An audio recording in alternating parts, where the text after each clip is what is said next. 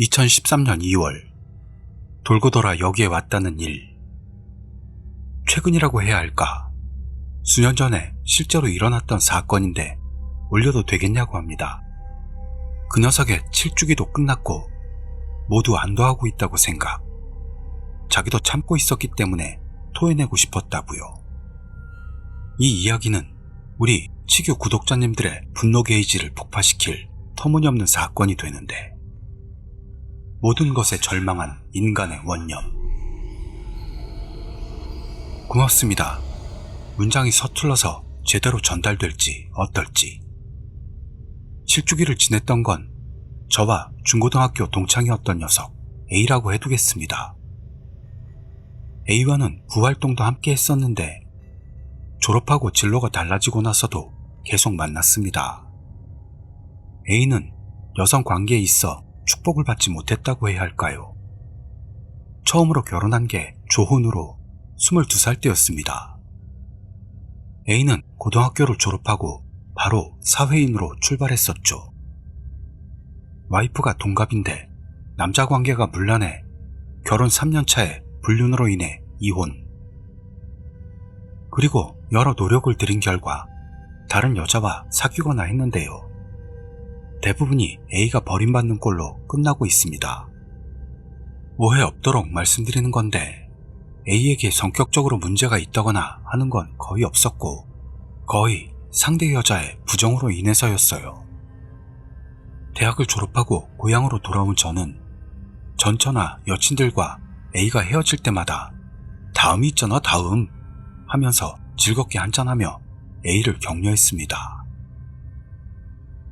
그리고 A와 제가 31살이 됐을 때 A에게 오랜만에 여친이 생겼는데요.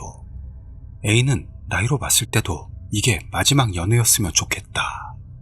즉 결혼까지 생각하고 여친과 진지하게 교제, 그리고 약혼했습니다. 거기까진 좋았습니다만 그 여친이 결혼 전 증후군에 빠져 있었을 때 좋아하는 다른 남자가 나타나고 말았던 겁니다. 자주 듣던 이야기이긴 하지만요. A에게 있어서는 과거의 트라우마와 겹쳐 견디기 힘들었을 겁니다. 다시 시작하고 싶다고도 하고 사과도 하고 했어요. A한테 문제가 있는 것도 아닌데요. 보는 제가 불쌍할 정도로 필사적으로 매달렸는데 결국 파혼. A는 완전히 망가져서 일도 그만두고 우울증에 빠집니다. 1년 정도 그런 상태가 지속됐는데요. 저와 부활동 동기나 친구들이 술자리로 자꾸 데리고 나와서 조금씩 A는 회복이 돼 사회로 복귀하기 시작합니다. 참 착한 친구들이군요.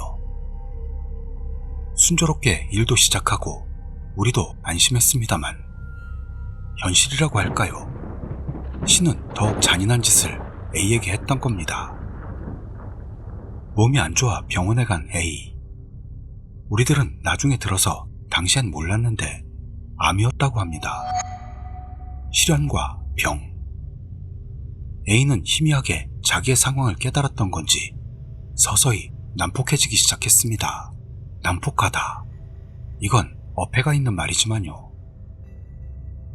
그때 A에게 엄청나게 들었던 말이 왜 나만 그러냐? 너는 좋고 행복해 보이는데. 저는 그때 이미 결혼한 상태. 나한테는 행복해질 권리도 없는 거냐? 애가 갖고 싶었어. 따뜻한 가정을 꾸리고 싶었다고.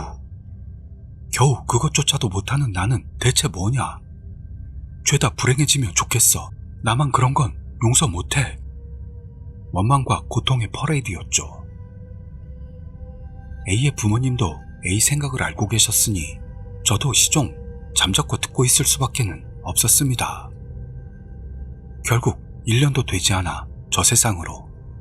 장례식도 부모님의 의견으로 아무에게도 알리지 않고 몰래 치렀습니다.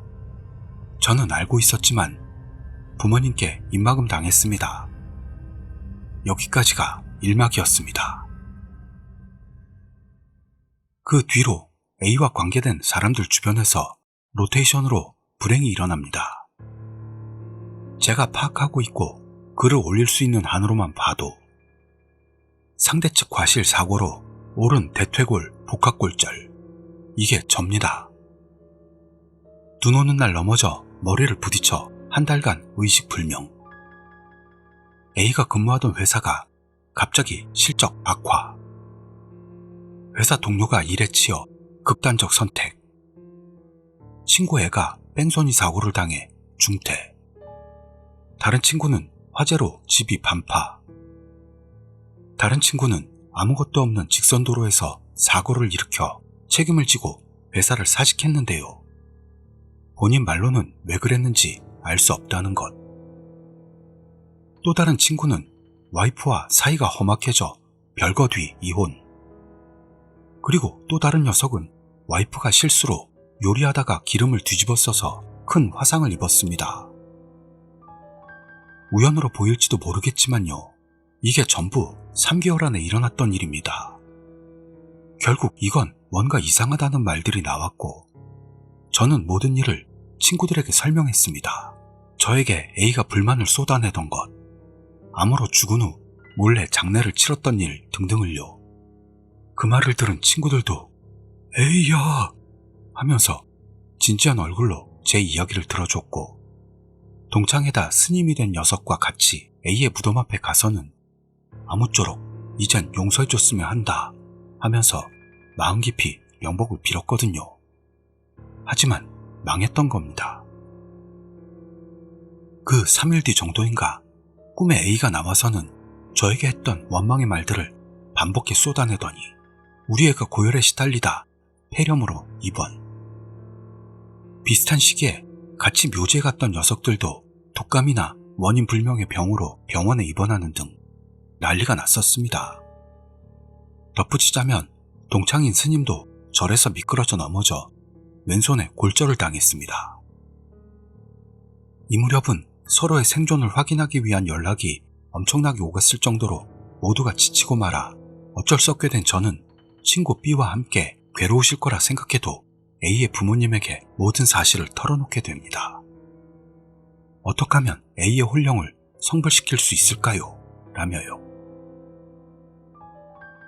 지금 생각하면 정말 무례한 말이었으나 그땐 심각하게 여쭙습니다. 부모님도 생각하는 바가 있었는지 A에 대해 여러 이야기를 해주셨습니다만 어머니가 문득 전 여자친구는 무사할까? 돌직구 저도 B도 그러고 보니 하는 의문이 들었죠. 우린 어머니에게 부탁해 연락처, 주소를 듣고는 부끄러움도 체면도 버리고 A의 전 여친 집에 가봤습니다. 현관에서 벨을 누르니 나온 사람은 전 여친의 어머니. 처음엔 수상한 얼굴로 응대해 주셨습니다만 우리 신분과 지금까지 있던 일을 허심탄회하게 말씀드렸더니 어머니는 갑자기 울음을 터뜨리시더니만 A 뒤에 사귀었던 남자와 결혼해 아이를 가졌지만 유산했다 라는 것. 이게 딱 A가 죽고 나서 바로였습니다. 그게 원인이 돼 결혼 생활이 순탄치 못하게 되어 이혼. 우울증에 빠져 지금은 일도 안 하고 자택 요양 중이라는 사실들을 조금씩 말씀해 주셨습니다. 만날 수 있겠냐고 여쭙자 조금 난감해한 뒤에 애한테 물어볼게요 하고 안으로 들어가신 뒤 어머니와 함께 A의 전 여친이 나왔습니다. A와 한때 약혼까지 했던 사이라 A에게 소개받아 저도 얼굴은 알고 있었는데요. 그때 소개받았던 사람 맞나 생각될 정도로 초췌하고 인상도 변한 그녀를 보고 이 여자 신변에 무슨 일이 있었구나. 어머니의 이야기를 들었을 때 이상으로 확신했습니다. 그래서 입을 열자마자 무심코 던진 말이 A에게 괴롭힘 당하고 있는 겁니까? 라는 것이었죠. 5년 정도나 지났는데 어째서 그때 그런 말이 튀어나왔는지는 의문이지만 그때는 아주 자연스럽게 그 말이 나왔습니다. 그랬더니 전 여친은 작게 고개를 끄덕이며 울기 시작. 나중에 들은 이야기로는 결혼하고 나서 남편과 살던 집에서 갑자기 전구가 깨지고 전자제품이 저절로 움직이기 시작하고 벽 바깥쪽에서 뭐가 쿵쿵 두드리기도 하고요. 최고는 A의 목소리가 들려와 그 스트레스로 인해 유산했다는군요. 전 여친과 우리를 향한 원한이 그렇게 컸나 생각한 우리는 친구들과 같이 재령 전문가나 지옥의 신주님, 오소레야마 산의 이타코 등등 많은 방법을 써 재령을 받았지만요. 죄다 효과 없음이었습니다. 여기서 이타코란 무녀나 무당을 도호쿠 지방에서 부르는 말입니다. 우리는 이대로 A에게 죽임을 당하는 건가 친구들과 이야기할 정도로 쫓기고 있었습니다. 그 후 한동안 크고 작은 여러 불행이 지속될 때 친구 B의 아버지께서 조금 먼 곳에 있는 촌락에 옛부터 액막이 하는 사람이 있다는 말을 듣고 지푸라기라도 잡는 심정으로 저와 친구 B가 그 사람을 찾아가 봤습니다. 그분은 연세가 80 가까운 할머니. 이러저러해서 우리의 설명이 끝나기도 전에 사정은 알겠다. 하지만 그건 나로서도 어쩌질 못해. 나는 그 남자가 보인다. 그 남자가 살아생전 하지 못했던 일을 하게 해줘라. 라는 말을 들었습니다. 녀석이 하지 못했던 일. 이때부터는 이미 정신없이 움직였습니다. 우선 A의 집으로 가 부모님께 약혼 반지가 있냐 확인. 부모님이 가지고 계셔서 그걸 빌리기로. 불행한 일이 계속돼 영향을 받았던 사람들, 즉 친구와 A의 전 직장 동료 등에게 말하고 모금을 합니다. 전 여친 집에 가서 30이 넘은 남자 셋이 도계자 받고 여친을 설득해 양해를 구합니다. 그리고 전에 무덤에 갔던 스님과 친구 일동을 모아 다시 A의 무덤으로. 부모님 입회하에 업자들에게 무덤을 열어달라고 부탁. A가 들어있는 유골함을 꺼낸 다음 거기에서 약혼 반지를 낀 전 여친에게 돈을 모아 산 결혼 반지를 넣어달라고 합니다. 스님이 대신에 여친에게 반지를 건네고 무덤 앞에서 결혼식을 흉내내는 것이었죠. 그리고 무덤에다 대고 결혼 축하한다 라고 했던 일은 그전에도 앞으로도 평생 없을 거라고 생각합니다. 옆에서 봤다면 엄청 이상한 분위기였겠지만요. 모인 사람들 모두는 정말로 진지했던 겁니다.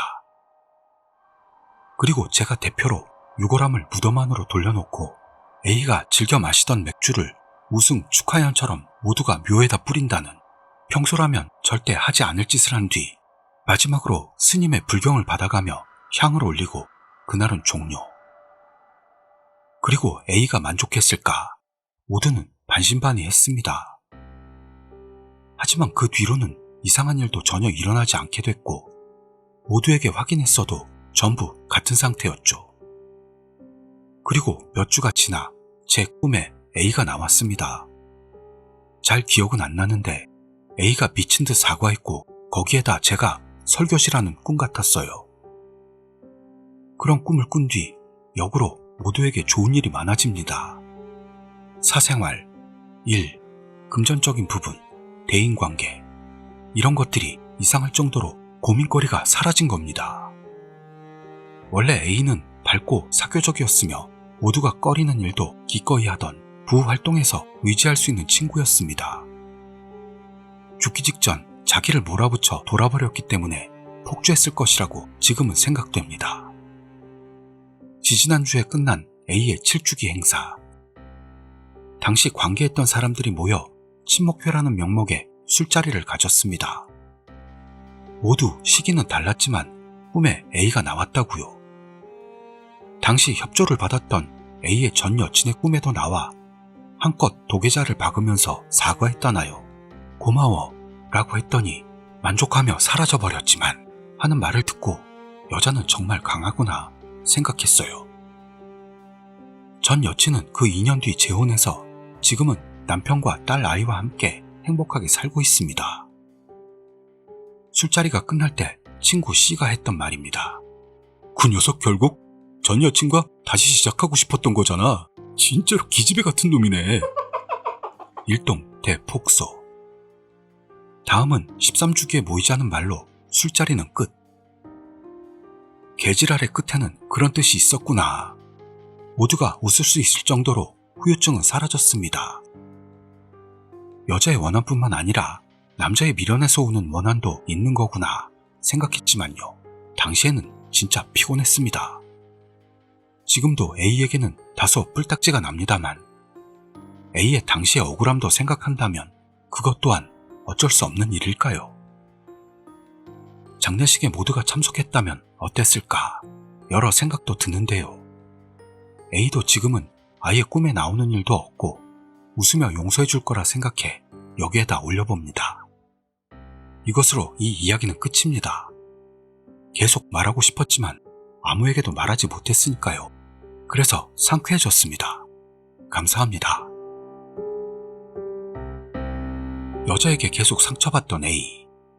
그리고 암으로 세상과 이별이라는 개 빡치는 상황. 우리 치규 구독자님들은 어떤 생각이 드시는지요?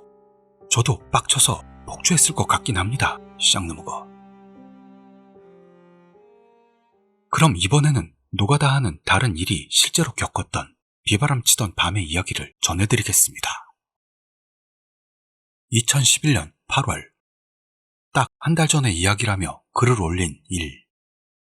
일은 어떤 일을 겪었는지 알아보도록 하겠습니다. 태풍 오던 밤의 공사 현장.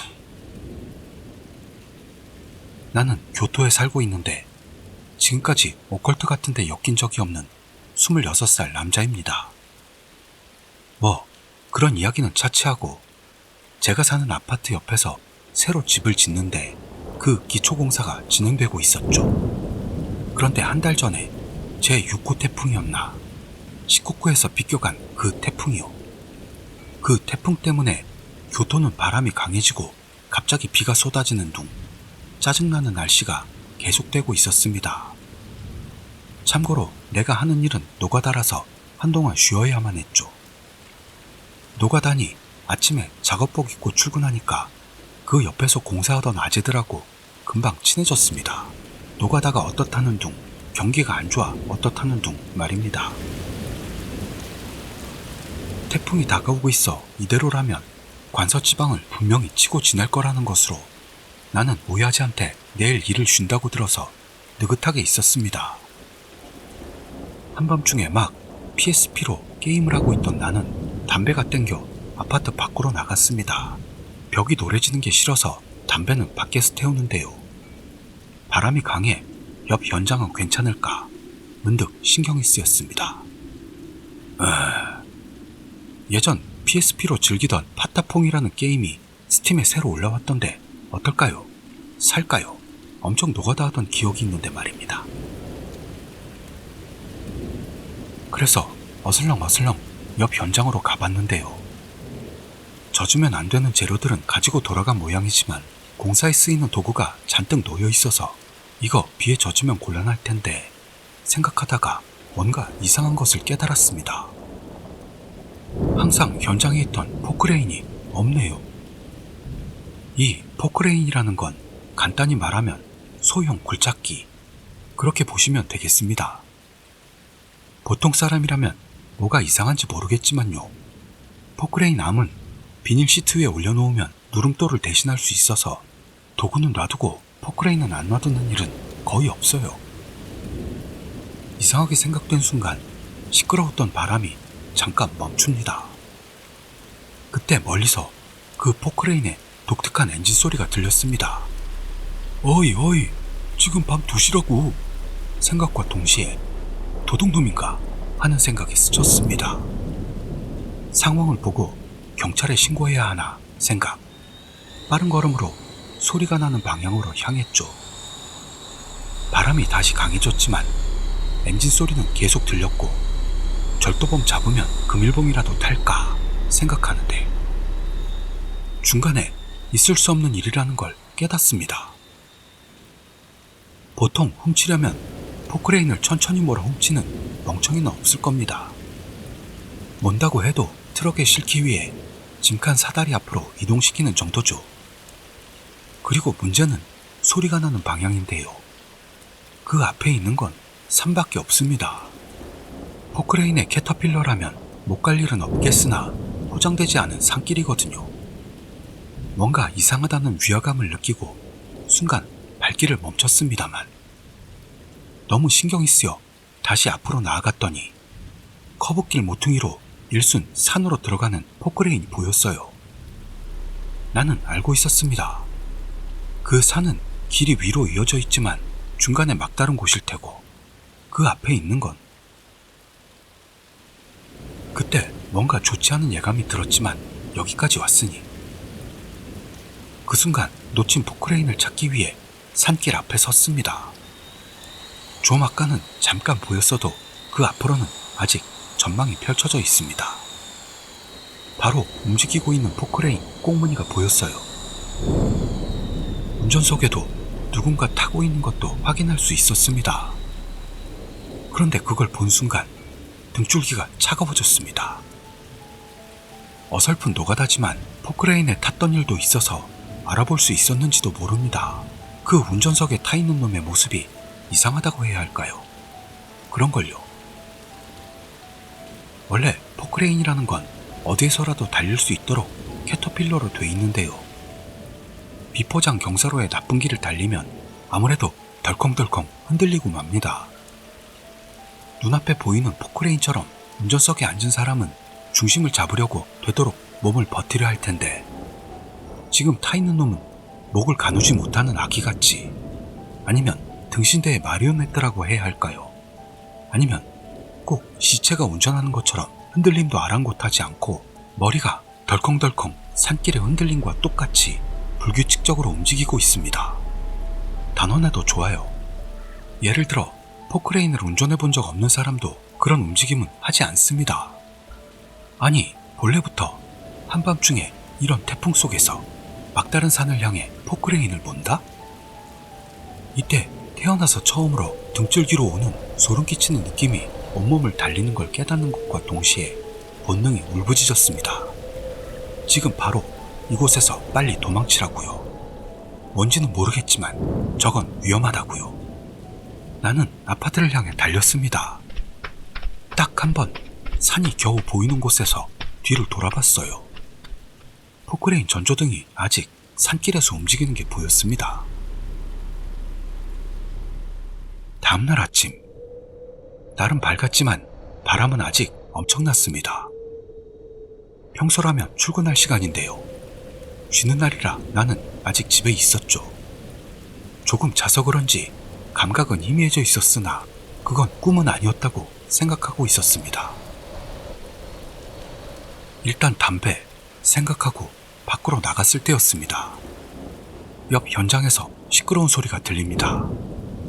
아재들이 큰 소리로 어떤 말을 하고 있었어요. 답은 간단했습니다. 네, 그 포크레인이 사라진 건 때문이죠. 아재들은 날씨가 너무 어수선하니 도구들을 회수하려고 왔었는데요. 포크레인이 사라져서 마지막으로 키를 만진 게 누구냐며 아우성이었습니다. 키는 창고 안에 있던 걸 어제 여럿이 점검했다는데요. 왠지 사라져 있었던 겁니다.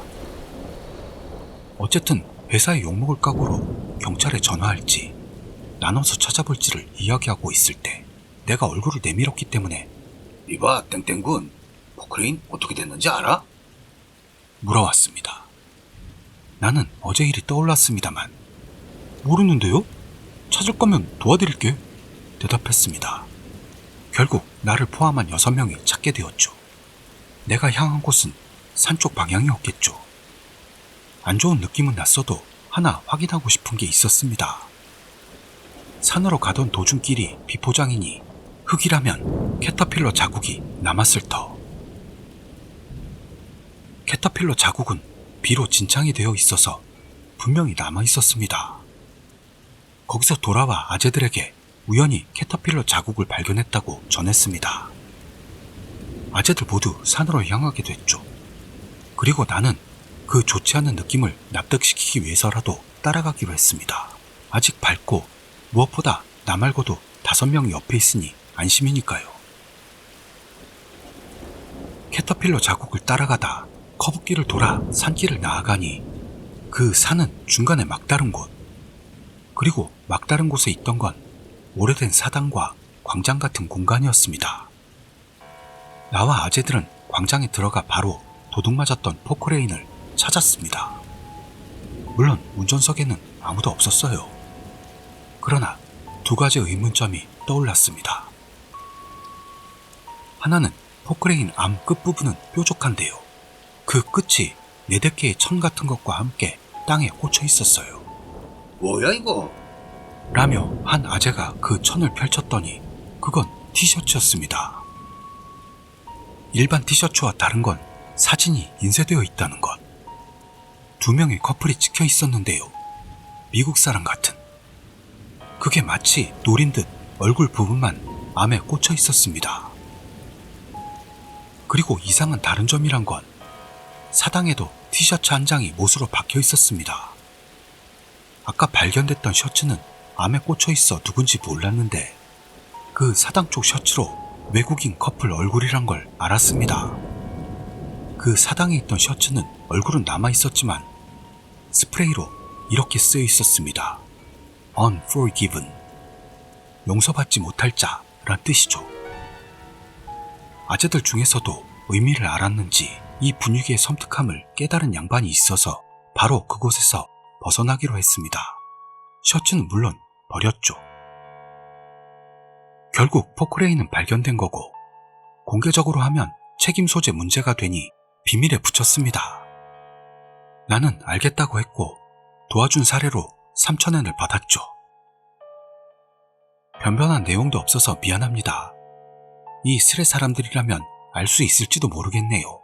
내가 그날 밤 본 그건 대체 뭐였는지, 저주였는지, 축시의 참배인지요. 믿어줄지는 모르겠어도 정말로 있었던 이야기입니다. 덧붙여 저주라면 교토에는 키훈의 신사라고 있는데요. 거기는 아닙니다. 거기에서 차로 30분 정도 떨어진 곳이니 키훈의 신사하고는 관계없다고 생각합니다. 노가다 하는 일이 겪었던 기묘한 이야기였습니다. 비가 많이 오네요. 우리 치규 구독자님들, 노가다 하시는 분들도 계실 텐데 건설 경기도 안 좋고 비도 내려 대마 맞을 일들 많으시겠어요. 그래도 응원합니다. 그리고 반지하 분들도 많으실 것 같은데요. 아무쪼록 물난리 겪지 않으시길 바랍니다. 저는 다음 남양 특집 영상에서 뵙도록 하겠습니다. 여러 재밌는 이야기들이 많으니 기대하셔도 좋아요. 감사합니다.